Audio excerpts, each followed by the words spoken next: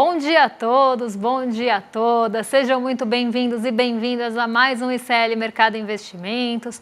Bom dia para você que está nos assistindo pela TV UFMA no Maranhão, seja bem-vindo ou bem-vinda aqui ao nosso programa. Hoje, quinta-feira, dia pós-Copom, então a gente vai comentar como é que foi a decisão de política monetária, os principais pontos dessa reunião e dos seus desdobramentos, e ele conseguiu, né? Roberto Campos Neto conseguiu o que queria, conseguiu exercer a pressão aí para que todos votassem com unanimidade e a gente vai comentar bastante sobre isso hoje. Vamos passar aí pelos principais pontos de como fica a taxa Selic do Brasil agora, como é que fica essa nossa taxa de juros em relação àquele ranking de taxa de juros reais, nominais, e vamos ver como é que caminhou, né, essa taxa Selic ao longo do tempo. Mas vamos falar aí também dos principais pontos do dia, vamos falar do fechamento da Ásia, da abertura do mercado e vamos comentar também a posse da Magda Chambriard ontem na Petrobras. Mas antes de tudo isso, André, bom dia, como você está? André está de casa hoje, bom dia. Bom dia, Débora, bom dia a todos os nossos telespectadores, um bom dia especial a você que está em São Luís do Maranhão e região aí, vendo a gente pela TV UFMA, dia pós-Copom, dia de descer a lenha no Campos Neto aí, porque é um absurdo, né? Vamos falar a verdade, é um absurdo. Ele conseguiu em um mês e meio aí deteriorar todo o cenário econômico brasileiro, sendo que a realidade está mostrando outra coisa, mas vamos falar com mais calma disso aí daqui a pouquinho. Também vamos falar um pouco da Petrobras aí, as falas da Magda aí, nova presidente da Petrobras aí, vamos ver aí, fazer uma análise sobre isso, colocando também a questão do meio ambiente, que aqui a gente não pode simplesmente pensar só em economia, a gente tem que seguir nos conselhos da Tavares, né? A gente tem que pensar também muito no social. Mas antes de tudo isso, Débora, a gente já pode começar a falar da agenda do dia aí, para saber o que o nosso telespectador aí tem para... nosso telespectador vai enfrentar durante o dia de hoje, né? Exatamente. Hoje a gente tem uma agenda aqui no Brasil muito esvaziada. Então, o que está direcionando muito a nossa bolsa, nosso mercado hoje, nossos mercados, né? Porque não é só bolsa, a gente está falando de juros e de câmbio também. Os nossos mercados estão sendo muito aí conduzidos pela decisão de política monetária ontem. Não tem como, esse é o assunto mais importante do dia e a repercussão mesmo dessa decisão. Mas fora do Brasil, a gente tem uma série de indicadores que foram e serão divulgados ao longo do dia. 3 horas da manhã saiu o PPI da Alemanha, então índice de preços ao produtor por lá. O Reino Unido divulgou a sua decisão de política monetária, decisão essa que também manteve as taxas de juros no Reino Unido, não tivemos cortes por lá. Nos Estados Unidos saem os números, né, de pedidos de auxílio-desemprego até a semana do dia 15 de junho, dado que deve ficar um pouco na centralidade aí por conta desse olhar mais próximo que o mercado está tendo em relação ao mercado de trabalho dos Estados Unidos. Nos Estados Unidos ainda saem as construções de moradias iniciadas em maio, e aí a gente tem, novamente, a agenda tomada por vários dirigentes do Banco Central dos Estados Unidos que se pronunciam hoje. Então, o que a gente tem? Presidente do Fed de Minneapolis, participando de um evento no Michigan, pode passar aí para o pessoal de casa acompanhar, porque a gente tem outros presidentes de Banco Central dos Estados Unidos, dirigentes, falando ao longo do dia. A gente tem o presidente do Fed de Richmond. Na zona do euro agora, às 11 horas, sai o índice de confiança ao consumidor de maio, dado preliminar ainda. Estoques de petróleo nos Estados Unidos na semana até 14 de junho, também aí um dado que pode trazer, né, ao meio-dia algum impulso ou não para o preço do petróleo. E a gente tem, no final do dia, a S&P Global divulgando os PMIs composto, industrial e de serviços do Japão, dados preliminares, porque a gente ainda não tem o fim do mês. E durante o dia a gente tem na zona do euro a reunião do Eurogrupo. Então o que fica muito no radar hoje? Como vocês podem ver, não tem nenhum dado econômico brasileiro aqui na agenda. De Brasil, a gente realmente tem aí essa centralidade nos desdobramentos da decisão da taxa Selic de ontem e como foi justamente essa decisão, que foi unanimidade, a gente vai comentar com vocês. Fora do Brasil, novamente, presidentes aí do Fed, dirigentes do Banco Central dos Estados Unidos, tomam conta da agenda junto aos dados de mercado de trabalho que devem ganhar um peso. E pensando em Europa, aqui a gente pode colocar a decisão de política monetária da Inglaterra na centralidade. Então, uma semana muito marcada por decisões de política monetária em vários países, e a gente vai falar um pouquinho disso quando a gente colocar o ranking dos países para vocês, e principalmente dos dirigentes do Fed, que passada aí também a decisão por lá, voltaram a se pronunciar com bastante frequência, e isso acaba mexendo muito com as expectativas do mercado. Vamos então agora já começar nosso giro aí pelo mercado mundial aí, falando de Ásia. A gente tem aquela notícia que a gente coloca todo santo dia aí, né? Que para você saber o que já aconteceu, o que vai acontecer, o que ficar esperando. Aqui no Brasil o assunto é o Copom, mas na Ásia a gente também teve decisão importante de taxa de juros na China, né? Isso aí deixou as bolsas aí meio mistas, né? Então algumas bolsas fecharam mais aquecidas, outras bolsas fecharam mais negativas, né? Então, Débora, o que aconteceu na Ásia aí essa manhã? Bom, lá na Ásia a gente teve a decisão ontem, né? Estava na nossa agenda de ontem, porque ia acontecer no final do dia a decisão de política monetária da China para as taxas de 1 e 5 anos. E por lá as taxas foram mantidas, elas ficaram inalteradas, não teve corte na taxa de juros, algo que era esperado até depois da primeira decisão que saiu na segunda-feira ali de outras taxas. Então, a gente teve essa manutenção dos juros na China, a gente não teve nenhum corte que pudesse estimular a economia chinesa. E diferente de outros países, a China ela sempre tem uma lógica diferente. Então, o que se esperava? O que o mercado queria da China? Queria que cortasse realmente a taxa de juros para que tivesse ali no país um estímulo à economia. Eu vou colocar aí para vocês na tela o Xangai Composto, que acabou reagindo a esses dados, então ele teve uma queda de 0,39% hoje. A gente vem, né, de uma semana com dados mistos também lá na China, então a gente teve vendas no varejo, produção industrial, a gente teve todos esses dados sendo divulgados na China e eles vieram ali mistos, né? Parte veio acima, na verdade, bem em linha com o esperado, e parte ficou abaixo do esperado pelo mercado.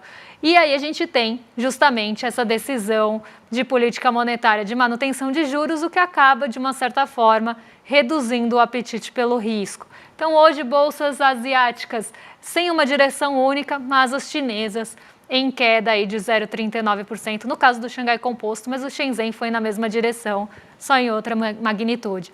Então, hoje um dia misto na Ásia, mas refletindo aí muito a decisão de política monetária da China, e um dia que a gente não teve referência, né? Então, o dia anterior a gente não teve referência dos Estados Unidos, então esse dado acabou tomando um peso muito maior.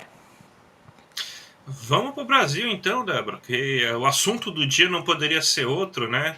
A decisão de taxa de juros do Copom, né? A decisão já estava meio que dada, né? O importante foi saber como que foi a decisão, né? Que foi unânime, inclusive, e também o comunicado, né, que o Banco Central emitiu logo depois, né? A gente tem até uma arte que a gente fez para vocês para mostrar aí como que foi a decisão aí da taxa de juros, né? Então manteve-se a taxa de juros em 10,5% aí ao ano, né? Então você estava com uma expectativa aí de continuar essa queda aí da taxa de juros pelo menos há um mês atrás, né? Só que aí veio nosso amigo Bob Fields III, Campos Neto, e começou a azedar o cenário econômico, né? Sem falar com nenhum diretor de Banco Central do mundo, do Brasil, né? Então ele foi uma decisão monocrática, né? Vamos dizer assim, né? Gosto tanto de falar isso, né? Ele tirou da cabeça que era uma boa ideia falar num fórum mundial que estava havendo aí maiores riscos inflacionários no Brasil, porque o governo estava gastando muito, os Estados Unidos não baixavam taxa de juros, ele estava vendo aí situações aí de inflação futuras, então ele acreditava que o ritmo da queda da Selic deveria ser mudado, né? Aí o segundo ponto foi que depois ele falou, ó, eu tô achando que tá pior ainda a situação inflacionária futura, não tô gostando, então eu acho que não deve nem mais cair a Selic aí nas próximas reuniões. Aí o mercado comprou a briga, o mercado gostou da ideia, o mercado começou a aumentar a previsão de inflação aí semana após semana no relatório Focus, e logo em seguida também começar a aumentar a previsão da taxa Selic no relatório Focus, e o mercado todo fala assim, não, realmente o cenário econômico está deteriorado.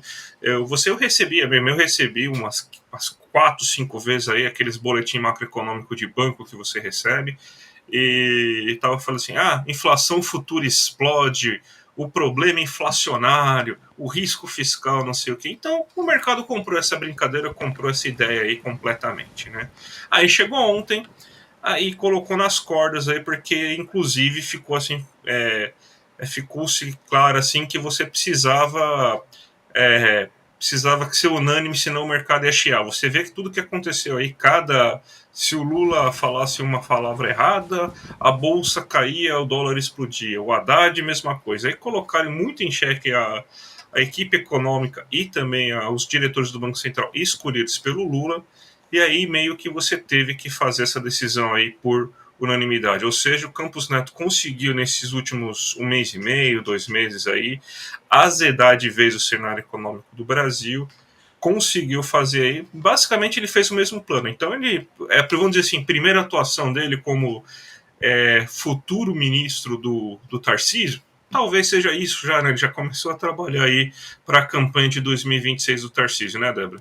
Exatamente. E até quando a gente pensa, né, da forma que foi colocada essa reunião, tinha um grande peso, e eu falei isso ontem, comentei isso ontem com vocês, tinha um grande peso e uma espera muito grande pelo voto, pela decisão ali do Gabriel Galípolo, porque ele é realmente o mais cotado para assumir o Banco Central, e o mercado estava jogando realmente esse peso se ele ia votar com a maioria ou não. Porque da outra vez ele tinha votado pelo corte de 0,5%, votou com o colegiado mais recente, a parte do colegiado mais recente do Copom. Então tinha esse grande peso para ver se ele ia votar realmente com a maioria do Copom dessa vez. E essa pressão, né, que a gente estava vendo se formar nos dirigentes e nos membros aí, diretores do Copom, a gente vê que começa a se formar essa pressão maior para que eles votassem realmente como a maioria. E aí a maioria virou unanimidade porque ninguém queria também ser colocado como quem votou pelo corte em uma decisão que estava sendo olhada muito de perto. O mercado financeiro estava olhando para essa reunião muito de perto, justamente voto a voto, para ver quem que ia votar. Até porque se a gente tivesse racha de novo no Copom, iria ser mais um motivo para o mercado financeiro tentar falar ali, né, botar a sua voz, né, e colocar suas pressões em relação ao novo colegiado que pode se tornar majoritário, e aí começar a apontar que eles não teriam uma capacidade de gerir a inflação. E eu acho um ponto que o André falou, né, desses relatórios macroeconômicos. Ontem eu conversei com bastante gente durante a tarde e várias pessoas me falaram, é porque realmente o cenário está ruim, né, para o mercado financeiro, a bolsa está caindo, o dólar está subindo, então isso já está enraizado na cabeça das pessoas. Por mais que a gente tenha uma melhora no cenário real, a gente vê que quando a gente começa a ter uma bolsa caindo e um dólar subindo e as taxas de juros futuras acompanhando uma alta ali não só de fora, mas também por essas pressões em relação ao nosso cenário doméstico, principalmente pressões vindas naquele cenário fiscal que o mercado dá um grande peso, a gente vê que isso entra na cabeça das pessoas que, por mais que a gente tenha, por exemplo, um índice de confiança da indústria melhorando ou uma formação bruta de capital fixo que a gente não via há algum tempo, ou a população gastando mais com bens duráveis que a gente também não via há muito tempo, na cabeça das pessoas comuns, a bolsa cair, o dólar subir é muito mais importante. Isso é um termômetro muito maior da nossa economia. E isso vem justamente desses relatórios que são recebidos, das notícias que são veiculadas. Então eu vejo essa construção na cabeça da população brasileira de que isso é o indício de uma economia estar indo bem ou não.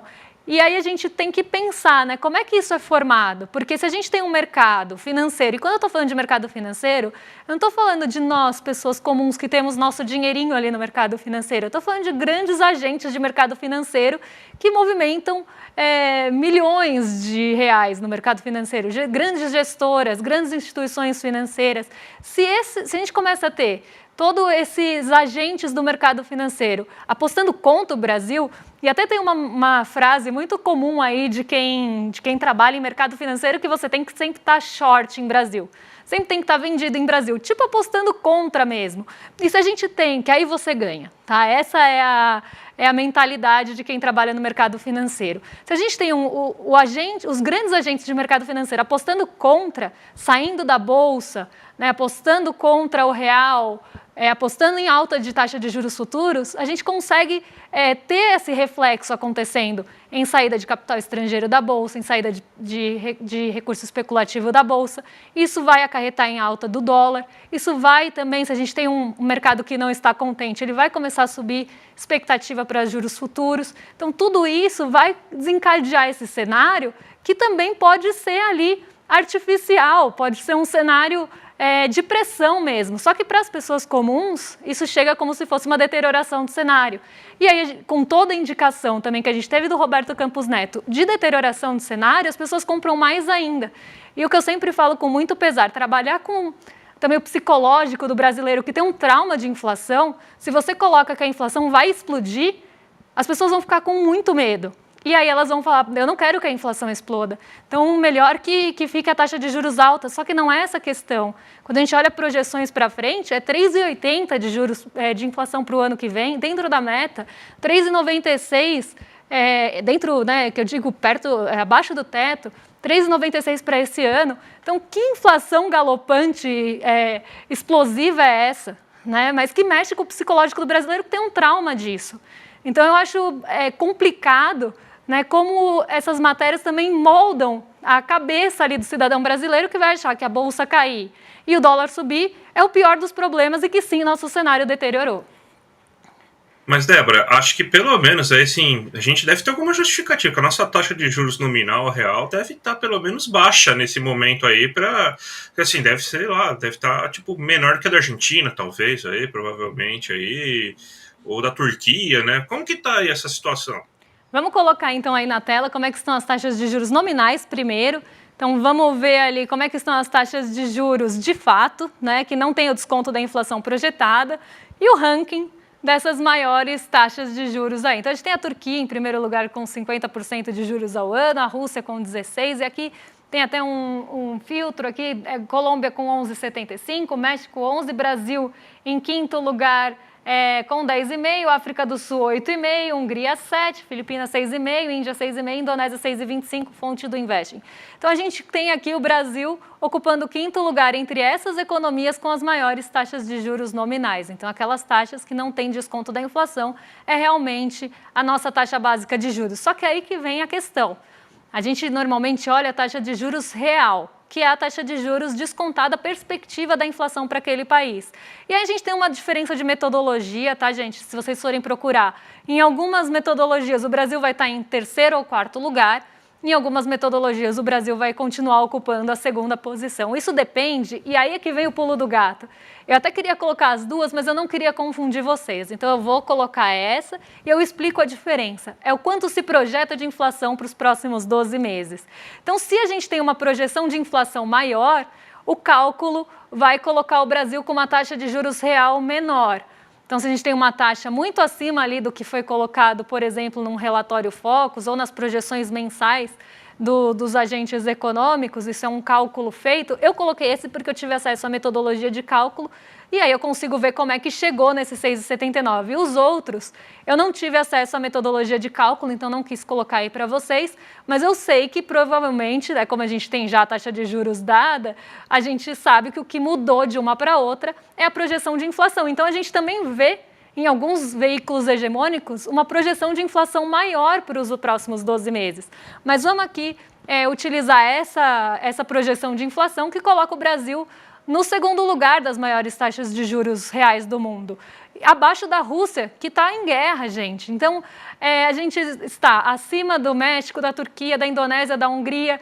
E aí a gente, né, precisa parar para pensar, que risco fiscal é esse que o mercado vê que consegue justificar o Brasil estar embaixo só da Rússia que está em guerra? Então, assim, né, onde será que tem mais risco de colocar o dinheiro? Na Rússia, que está em guerra, ou no Brasil?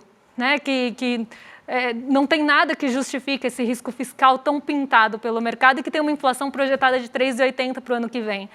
Então, assim, é algo para a gente pensar, e eu acho que justamente a gente também tem que pensar nesses veículos, que se vocês procurarem na internet, vocês vão achar que estão colocando o Brasil em terceiro ou quarto lugar, porque também estão usando uma projeção acima do Focus para a inflação dos próximos 12 meses. Então, também construindo na cabeça das pessoas uma narrativa que a gente vai ter uma inflação maior, que talvez o Focus esteja desatualizado ainda, projetando mais inflação, para também tentar trabalhar com esse temor de que a gente tem uma pressão inflacionária muito forte aqui no Brasil, André. Não faz sentido algum. A Rússia, o risco de você colocar... Aliás, é impossível colocar dinheiro da Rússia, porque ela está fora do sistema financeiro hoje, né? Por causa ela está fora do sistema SWIFT. O risco de colocar dinheiro na Argentina é menor do que no Brasil, com inflação de 233% ao ano. O risco de colocar dinheiro no Brasil é maior do que na Turquia, que está com uma inflação de acima de 40% ao ano. Que loucura é essa, gente? Não faz o menor sentido. A gente é conservador, sempre foi muito conservador aí na questão de manter a taxa de juros, tanto que quando a gente tentou baixar a taxa de juros lá em 2012, 2011, lá, que falaram que foi amarretadas da Dilma lá, eu lembro um monte de matéria falando, e o risco de você ter uma Selic tão baixa, aí uma taxa real de juros muito baixa. A taxa real de juros estava lá em 2,66. Qual que é a diferença? 2,50, 2,60. Qual que é a diferença do Brasil para a Colômbia? Tem uma diferença tão grande assim? A Colômbia é tão mais segura economicamente que o Brasil? Não faz o menor sentido, gente. Não faz. Isso daí é lobby, isso aí é o mercado financeiro querendo chupar até a nossa última gota de sangue aí. É inadmissível isso, né? É inadmissível. E a gente vai colocar aí para vocês também, né, a decisão, né, do Copom, porque não tem como a gente passar, a gente está chegando aqui ao finzinho do programa, mas não tem como a gente passar em branco com a notícia aí da decisão do Copom e dessa unanimidade que aconteceu. A gente já falou bastante até agora, mas não tem como a gente não passar aí pelos comentários que vieram depois da decisão de política monetária, né, André? Não, colocaram os diretores e principalmente o Galípolo, né, nas cordas, né, porque se imagina como que estaria hoje o mercado financeiro se o Galípolo ou algum dos membros do Copom indicados pelo Lula tivesse votado aí contra a manutenção da taxa de Selic depois de todo esse terrorismo que o Campos Neto fez e todo esse terrorismo aí sobre o nome aí do futuro presidente do Banco Central aí, já querendo, até o Armínio Fraga lá estava querendo, levantou a mão para tentar ganhar uma vaga aí no Banco Central. Imagina o terrorismo que ia ser. Você ia ter o dólar subindo para burro, você ia ter a bolsa caindo 2% no dia de hoje. Então você teve um movimento especulativo muito forte aí para forçar que o Galípolo fizesse isso, né? Então, isso aí basicamente foi um voto de sobrevivência, né? Porque para o cenário econômico não azedar ainda mais aí, para você conter um pouco dessas forças especulativas de mercado, e não para mostrar tanto assim independência, né? A independência sim vai ter, né? Desde que eu estudo economia, eu lembro lá, o Lula brigava com o Meirelles, o Guido Mantega brigava com o Meirelles toda hora aí, não teve problema nenhum, o Brasil sobreviveu muito bem. E agora está acontecendo a mesma coisa aí. Pode ser que o Lula reclame aí do Galípolo ou do futuro presidente do Banco Central, não teria problema nenhum. Mas o que ele fez aí foi um voto aí para tentar salvar um pouco aí dessa questão especulativa. Então, colocaram tanto nas cordas aí os diretores do Banco Central que ele não teve outra alternativa, né, Débora? Exatamente. A gente vai pular a notícia da Magda Chambriard, eu vou passar por cima e quando eu for falar da abertura de mercado. André, eu vou me despedir de você, porque agora a gente vai fazer o giro. Se quiser dar aí bom dia para o pessoal da nossa audiência, fica à vontade. Bem, um bom dia a todos aí, um grande abraço, até a próxima, menos para o Campos Neto aí. Hoje não daria bom dia para esse senhor, não. Então vamos lá, eu vou comentar a notícia do Galípolo e da Magda Chambriard junto ao giro de mercado, porque muito do que o André disse faz aí todo sentido. Se a gente tivesse tido o racha no Copom ou o voto do Galípolo indo contra a maioria, que era justamente o grande temor do mercado, a gente teria um cenário completamente diferente hoje na nossa abertura. Tanto que bem de manhãzinha eu começo a acompanhar as notícias de mercado muito cedo aqui, tanto de Ásia quanto de Brasil. Eu vi desde manhãzinha o mercado financeiro já colocando que alívio que foi um voto de unanimidade no Copom. Justamente por isso, né, não se queria ficar taxado ali da pessoa que votou, né, o membro que votou contra a maioria e que votou pelo corte e não pela manutenção de juros. E esse peso recai muito mais aí sobre o Gabriel Galípolo devido à cotação para ele substituir Roberto Campos Neto. Então, o que a gente tem hoje de cenário aqui no Brasil, né, e no mundo, de uma forma geral? A nossa bolsa ela chegou a subir mais de 1% na abertura, agora sobe 0,96%, justamente respondendo a esse tal alívio que o mercado teve depois da decisão unânime da taxa de juros, a decisão unânime do Comitê de Política Monetária. O dólar está caindo 0,25%, ainda cotado a R$ 5,41, mas já teve um arrefecimento em relação aos dias anteriores, que a gente viu um dólar galopante aí. A Bolsa agora é cotada a 121 mil pontos, conseguiu romper a barreira dos 120 mil. A gente passou, depois da quarta-feira passada, que nossa Bolsa caiu 1,4%, a gente passou vários dias andando de lado, sempre orbitando ali os 119 mil pontos e com muita dificuldade de ultrapassar os 120 mil. Agora a gente vê os 120 mil pontos sendo ultrapassados, a Bolsa cotada aí é 121 mil pontos, 458. E isso justamente vem nessa validação do mercado, de um mercado que conseguiu realmente o que queria, e não só isso, mas validando a reunião do Copom com esse tal alívio que está sendo sentido. O juros futuro aqui no Brasil, ele está bem estável nessa manhã, está aí em 12,07%, abriu inclusive mais baixo, né? A gente teve uma abertura em 11,95%, abaixo dos 12%, agora ele já volta a um patamar mais próximo ali a cotação de ontem, mas um juros futuro aí que está ficando mais contido e deve cair ao longo do dia, principalmente com esse alívio que o mercado está sentindo em relação às taxas de juros, mesmo que a gente ainda tenha uma taxa terminal mais alta, o que pode, né, acarretar em taxas mais altas nos próximos anos, principalmente nos anos mais próximos. Só que a gente vê que as treasuries lá dos Estados Unidos estão subindo hoje. A gente teve feriado ontem nos Estados Unidos, a gente não teve movimentação de treasuries e hoje a gente tem títulos de dívida dos Estados Unidos sendo negociados. Hoje as treasuries sobem aí 1,09. Então, mesmo com a alta das treasuries, que poderia diminuir muito o nosso apetite pelo risco, a gente tem um dia mais positivo justamente refletindo esse alívio, esse arrefecimento das preocupações e das incertezas do mercado em relação aqui ao nosso Brasil. Parece que tudo se resolveu como mágica, né? Todo aquele cenário deteriorado agora, num passe de mágica, já foi resolvido. Muito simples resolver as questões aqui do Brasil, segundo o mercado financeiro. Antes de passar para o rolê, eu vou dar um recado rapidinho, porque temos aí uma aula muito especial vindo aí do ICL, então não deixem de se inscrever, o link está aqui embaixo. O Apocalipse Tecnológico com o Adam Alter, ele vai comentar estratégias de manipulação que viciaram o mundo e enriqueceram as empresas de tecnologia. Então ele vai falar desse vício construído pelas empresas de tecnologia, mantidos pelas empresas de tecnologia, que prendem a gente a esse vício tecnológico e acabam roubando boa parte do nosso tempo. Então não deixem de se inscrever, é um assunto super atual, super contemporâneo. E agora eu passo para os rolezeiros que já devem estar, 11h31, devem estar ansiosíssimos no chat, então fiquem com o William De Luca e o Guga Noblar. A gente volta amanhã com mais um dia de Mercado e Investimentos para comentar as principais notícias do mercado financeiro, da nossa economia e que podem mexer com o nosso bolso. Um beijão e até amanhã.